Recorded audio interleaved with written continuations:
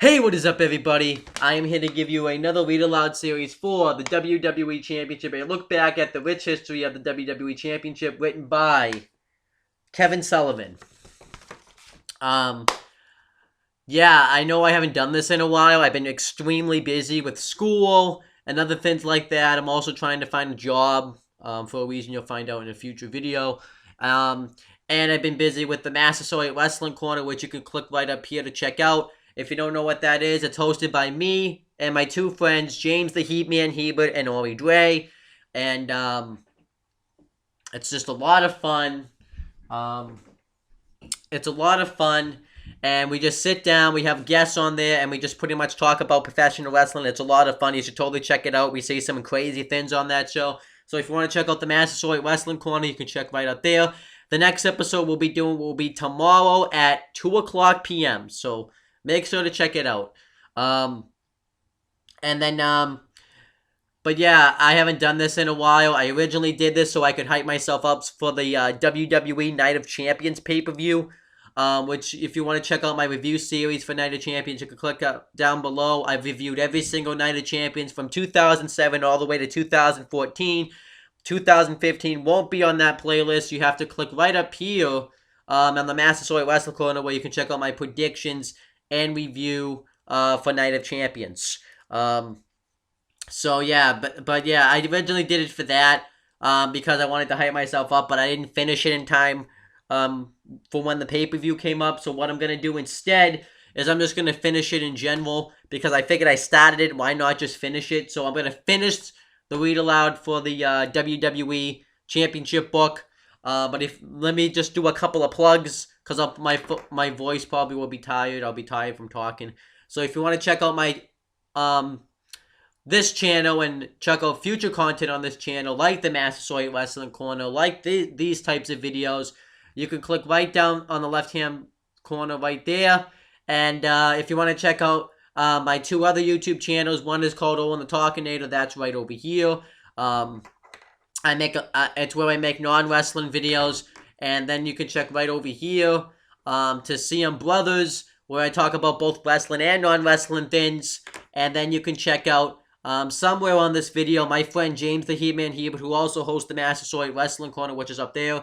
But James the He-Man Hebert has two other YouTube channels that he does. One is called James Hebert, where he makes custom Titantrons of professional wrestlers, and he does voiceovers and stuff like that for music. So that's a lot of fun. You can check that out. You can also check out his Weymouth Youth Wrestling YouTube channel, where he is holding a 32-man tournament to crown the first ever WIW champion, and I am one of those 32 people in that tournament. He actually just finished creating my character in WWE 2K14 because that's how he's doing this tournament, and that's going to be a lot of fun. I think he said the first episode's coming up pretty soon, so make sure to tune into that. So now that I've done all the plugs, let's do a read aloud with this book. This is now chapter 14. It's called Banzai. You're gonna find out why. I guess it's called Banzai. But here is Yokozuna. And actually, I didn't mention this, but make sure I'm gonna put it somewhere that you check out the other read aloud series because I'm not gonna repeat myself from what I said in the last videos. So make sure you do that. But there's Yokozuna holding the WWF Championship. So now that I've said the name of the chapter, let's continue. Maybe they'll tell us why it's called Banzai, but if it doesn't, I'll tell you at the end. Alright. Yokozuna's second reign proved much more successful than his first. As the days passed, he continued to do everything he could to ensure he would be a success, including packing on an unhealthy amount of weight. By July 4th, 1983, his colossal frame had grown to an immovable 568 pounds. That is fat. To prove it, Yokozuna hosted an Independence Day Stars Stripes Challenge aboard the USS Intrepid. The event was open to any American athlete who believed he could slam the mighty Yokozuna. In the unlikely event the champ was body slammed, the winner would receive a free uh, Chariot Silverado, I think that says. Um, Athletes from all over the world showed up to the challenge represented by representing the National Football League were Lee Wootson of the New York Giants and Bill Fralick of the Detroit Lions, the Pittsburgh Penguins, Peter Tagalanti, I think that says, stood in for the National Hockey League, and Scott Burley of the Charlotte Hornets represented the National Basketball Association. All sported supered resumes, but none were able to lift Yokozuna. As you can tell, I don't know anything about like any other sports besides wrestling, so that's why I can't say those names. Many of WWE's best even attempted to slam the champ. Scott Steiner, Bob Backlund, Tatanka, and Randy Savage gave it a try, but all failed. Crush came the closest, but he was only able to get Yokozuna a few inches off the ground. So they were pretty much trying to show that you couldn't slam Yokozuna, because one, he was too fat, and one, he was too strong. As Mr. Fuji and Yokozuna celebrated their apparent victory, thunderous sounds began to fall from the sky. The thousands of fans aboard the Enterprise looked up to find a helicopter coming in for a landing. Now, I'm about to turn the page, but before I do, this is going to give away who probably breaks the challenge, but if you're a wrestling fan, you know who it is. There you can see there's Yokozuna pinning... No, there's Lex Luger, pinning Yokozuna. So it's Lex Luger pinning Yokozuna. So now you know who it is. A collective Who Is It win ran out from the crowd as they all wanted to know which superstar was brave enough to stand up to Yokozuna, especially after so many great names had just failed in their attempts to slam the big man. Their hero excited the helicopter in the unlikely form of Legs... No, hold on. I'm sorry. I gotta read that again. Their hero exited the helicopter in the unlikely form of Lex Luger. Now I was gonna tell you a little bit about Luger. Luger was far from popular at the time. Introduced to the fans earlier in the year as the narcissist by manager Bobby Heenan, Luger displayed an air of arrogance that made him impossible to like. But on this day, something was very different. His red, white, and blue shirt offered a sign that he cared more about defending his country's honor than his personal goals. Additionally, he forcefully tossed the hated Heenan into the Chariot Salado, the thing that you're going to ride if you beat him, while on his way to the win. This was all the fans needed. Lex! Lex! Lex! Shouted the crowd as Luger stepped into the ring. They could sense they were about to witness something truly historic, and Luger didn't disappoint. He whacked Yokozuna with his forearm, which was surgically packed with a 6-inch steel plate following a motorcycle accident. So that makes sense. The force of the forearm blast wobbled the big man. Luger then hoisted the gigantic superstar up and over. He had succeeded in doing the unthinkable. Lex Luger had body slammed Yokozuna. And obviously that made him that big baby face. He became the big baby face, Lex Luger. He was like the next big baby face of the WWF at that time. So then let's continue. The body slam heard around the world made Luger an instant fan favorite and positioned him for a WWE Championship match at SummerSlam 1993. He spent the next several weeks riding his tour bus, the Lex Express, from coast to coast, greeting the great American fans. Thousands of people showed up in each town, hoping they could get a glimpse of their new hero. All of them offered words of encouragement and told Luger to bring the title back home to America. So that was the big match there. Shawn Michaels was... No, wait, sorry, I read it wrong. SummerSlam was held that year at Michigan's Palace of Auburn Hills. The card featured several high-profile matches, including Shawn Michaels versus Mr. Perfect for the Intercontinental Championship, and Undertaker versus Giant Gonzalez in a Rest in Peace match. I don't know if that was really a 5-star match there, but I'll go with it. While each of the undercard matches certainly delivered, there was an excitement floating through the area akin to what a young kid on Christmas Eve feels. The fans just wanted to get to the main event. 9 matches later, they finally got their wish. Yokozuna and Luger kicked off the contest with an extended stare down before Mr. Fuji attempted to run into the ring and attack the challenger from behind. Right off the bat, it was clear that Luger was going to need eyes in the back of his head if he wanted to be successful. The fans in attendance tried to even the odds with their vocal support. USA! USA! USA! Reverberated throughout the area as Luger lifted the mighty Yokozuna and slammed him to the mat, just as he did on the hollow deck of the USS Intrepid on America's birthday. As the champion climbed to his feet, Luger charged at full force, nailing Yokozuna with the steel-plated arm. The impact sent the big man barreling to the arena floor. With the champ on the outside, the referee counted to 10 and awarded the match to Luger via countout. Unfortunately for Luger, he could not win the title on a countout, meaning that despite the loss, Yokozuna was still the champion. Yeah, so that's what happened there. They were really trying to build up Lex Luger to eventually be the next face of the WWF and eventually be the next biggest baby face and hold that WWF championship. But let's continue.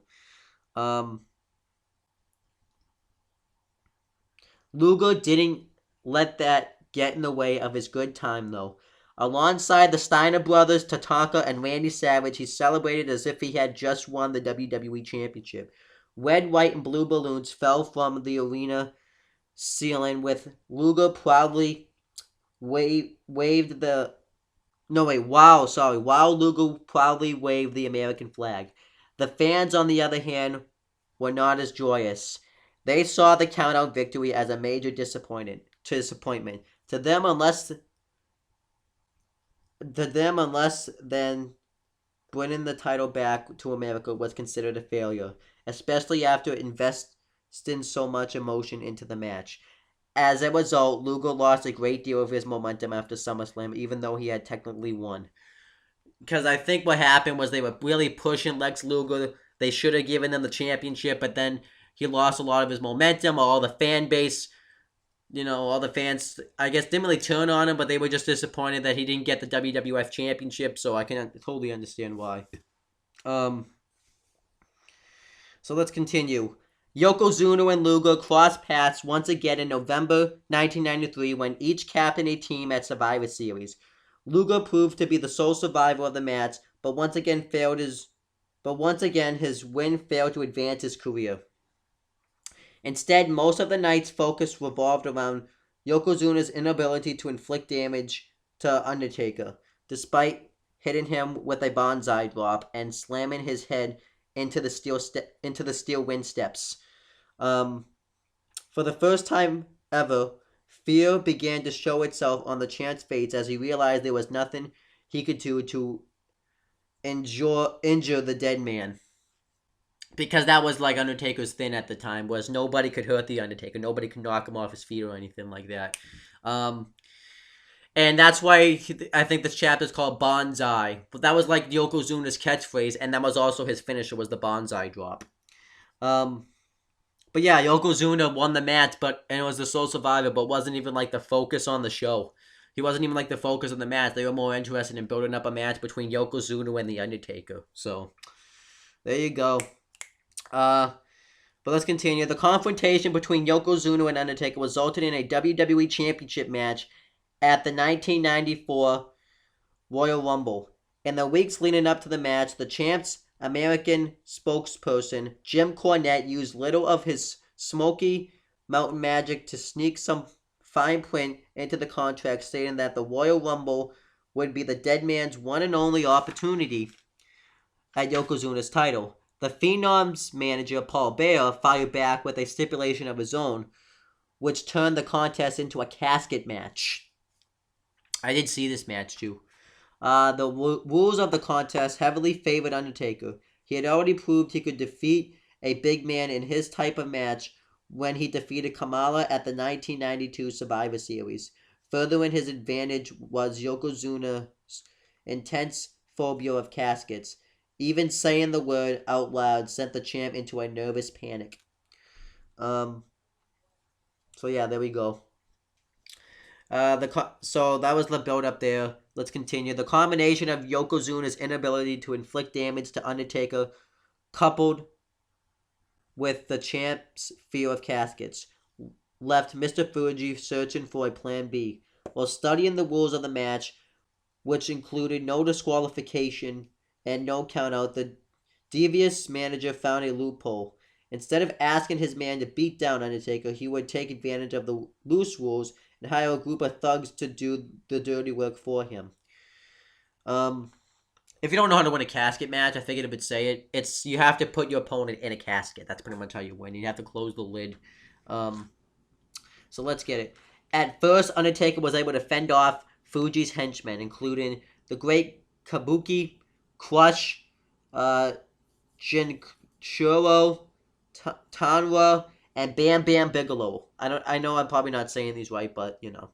But when the gang grew to include Jeff Jarrett, the Head Shrinkers, Adam Bomb, and Diesel, Undertaker's luck had run out. It wasn't long before they were able to stuff the dead man into the coffin and lock the lid shut, signifying the end of the match. Yokozuna held his title high as his hired henchmen pushed the casket containing the Phenom toward the back. Thoughts of an Undertaker-less WWE began to sink into the minds of the stunned Providence Civic Center crowd. Was this truly the demise of the dead man? It certainly appeared so. But then out of nowhere, Undertaker's signature gong sounded throughout the arena. A mysterious smoke spilled from the casket as the building turned pitch black.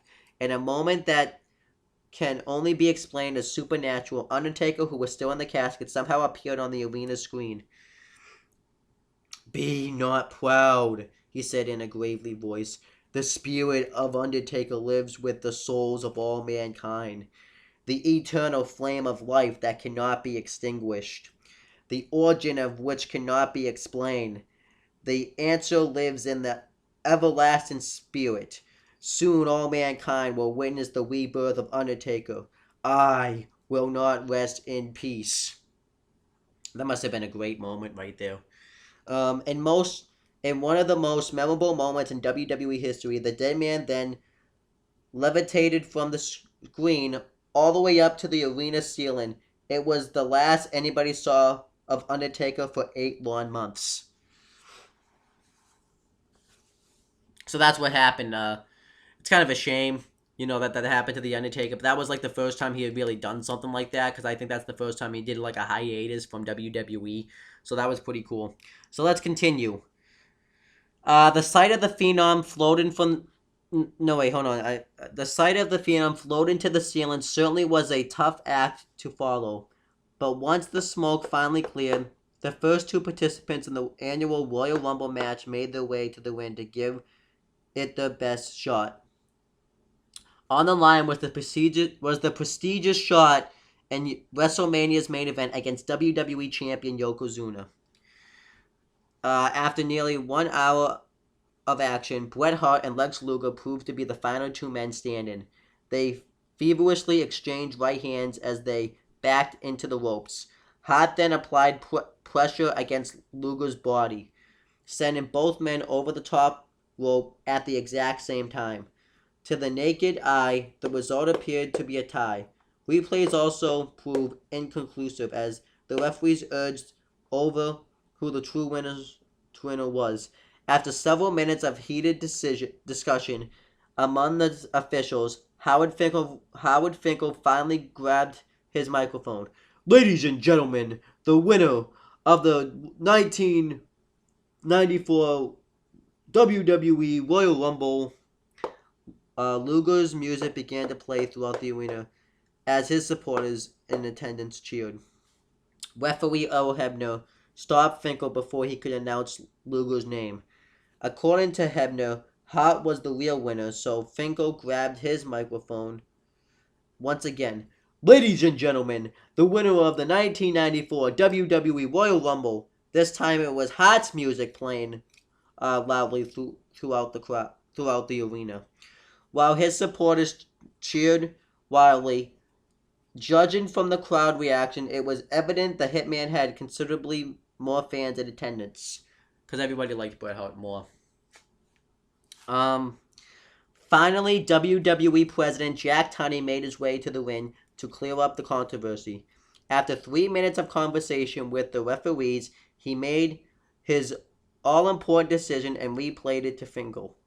Ladies and gentlemen, the winner of the 1994 WWE Royal Rumble. A look of confusion overtook the ring announcer's face, and he walked back over to Tunney to whisper, "Are you sure?" Tunney was sure. Ladies and gentlemen, continued Finkel, the winner of the 1994 WWE Royal Rumble. He paused.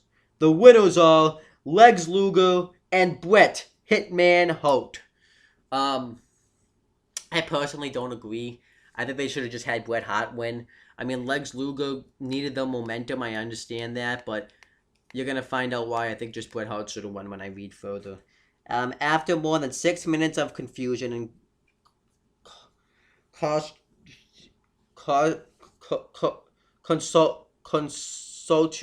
I think that says, Finkel's final announcement did little to clear up the WrestleMania 10 WWE Championship picture with 2 winners. Fans were still left wondering which superstar would go on to face Yokozuna. If it were up to the crowd reaction, however, it would have been Bret Hart.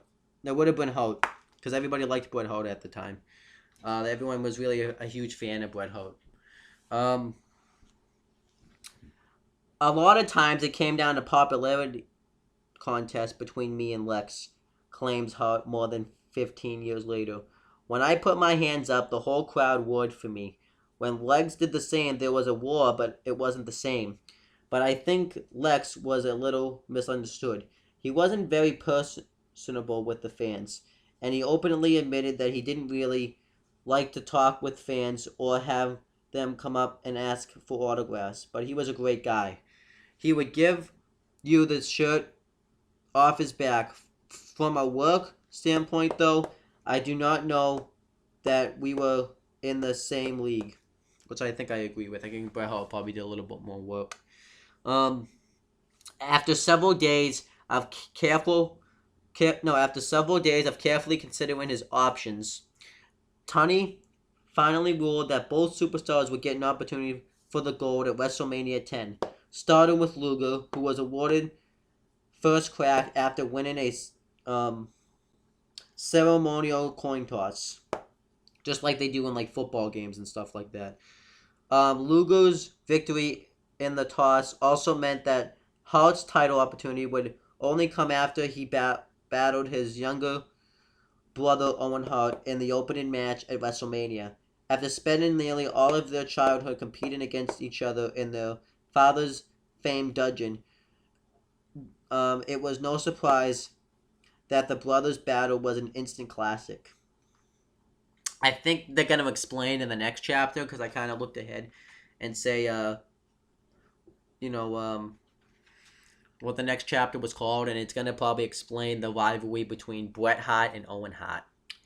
But let's continue. Owen and I knew each other's styles so well, recalls Bret. It never seemed like hard work with him. You could wake us up at 4 a.m. and we could have a great match. I had the same thing with Kurt Hennig. He was one of the best wrestlers in the world. Owen was the same. A total pro every night, which I can agree with. On the night of WrestleMania 10, not only was Owen a total pro, he was also the better man. When a Hitman victory roll went weary, the crafty Owen was able to drop his knees on his brother's shoulders to pick up the win. The victory served two purposes for Owen. First, it helped him finally jump from the shadow of his successful brother. Second, he damaged Brett's oft-injured leg enough to put his upcoming WWE Championship match in serious jeopardy. And here's a picture, by the way, of Bret Hart with Razor Ramon and Lex Luger. And you're going to find they're celebrating. So I pretty much just spoiled who won between Bret Hart and Yokozuna, but let's do it. But yeah, I personally think they should have done Bret Hart versus Owen Hart in the main event of WrestleMania, because then that would have been the instant classic. I think they should have had Bret Hart go into WrestleMania 10 as the champion to face Yokozuna for the belt, but it didn't happen. And let's see what actually but we know what ended up happening. Prior to the Luger Yokozuna WWE Championship match, Mr. Perfect was announced as the bout's special guest referee. The assignment seemingly favored Luger, who was also a heavy fan favorite heading into the contest. In the end, however, putting Perfect in the referee stripes proved costly for the challenger. Just when it looked like Lex Luger had Yokozuna where he wanted him, Mr. Fuji and Cornette climbed to the ring apron to distract the challenger. Instead of going for the pin, Luger took the bait and forcefully pulled both men into the ring before finally going for the cover on Yokozuna. Mr. Perfect, however, refused to count. Instead, he tended to the fallen Cornette and Mr. Fuji. This puzzled Luger, who was beginning to feel his championship hopes slip away. In an attempt to expedite the, I don't know if that's what it says, the 3 count, Luger gave the special guest referee the slightest shove, as if to say, "Hurry up, make the count." Mr. Perfect did not appreciate the act of physicality and surprisingly disqualified Luger on the spot. Yokozuna's... No, wait, hold on, let me... So Lex Luger never won the title. They built him up and just didn't give him the title. I don't understand why he didn't get like a title run. It didn't make any sense to me. You could have given them the championship at SummerSlam and have him have like a nice long run with the championship if you really wanted to make him the next big face of the WWE. And you could have just done Bret Hart versus Lex Luger at WrestleMania, but I personally would have wanted to see Owen Hart versus Bret Hart for the title at Mania. But now that that's happened, so now we know that Yokozuna is retained the title. Yokozuna is going to be facing Bret Hart for the championship. So let's see what happens there. Yokozuna's disqualification victory over Luger set up a rematch with his WrestleMania 9 opponent, Bret Hart.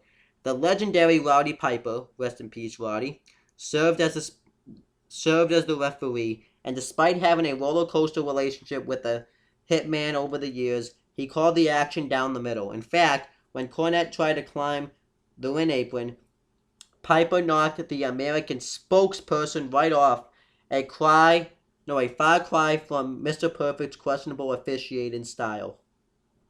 In the end, Yokozuna fell to the mat after losing his balance while attempting a Banzai drop. This allowed Hart to slide in for the pin and win. Hart had ended Yokozuna's 10-month reign as WWE champion, but more important for him, he had finally erased his WrestleMania 9 loss to the big man. After the match, the majority of the locker room, including Randy Savage and Lex Luger, spilled out into the ring to celebrate with the Hitman. They hoisted him up on their shoulders as the sold-out Madison Square Garden crowd showed their appreciation for the new champ. I always had a lot of respect for Randy Savage. To have him in the ring with me meant a lot, and Lex Luger too. He was also very gracious about the entire situation. He came up to me after WrestleMania 10 and told me that I deserved to be the champion.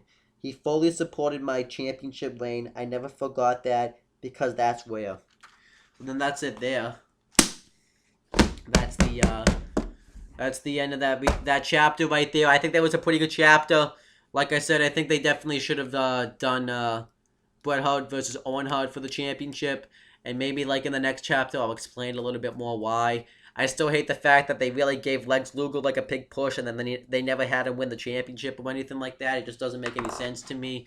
You were building him as that next face, but you always had him win the match. He would win by count out, and then he was the sole survivor. But they really were just focused on building up a feud between Yokozuna and the Undertaker, and then they had him lose by disqualification to Yokozuna. It just didn't make any sense. They should have really made Lex Luger WWF champion and made him like that next big star, like you want, if you would want to do that. But I don't know. But that's pretty much it, guys. I'm gonna end off this video. Thanks for watching. Talk to you later.